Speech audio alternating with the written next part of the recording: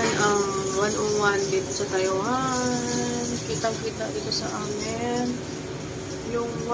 101.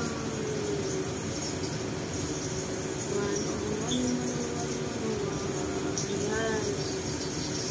Ang taas niya. Taas.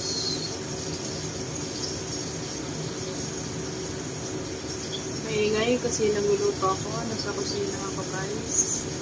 So yan guys, dito yung 101 sa Taiwan, 101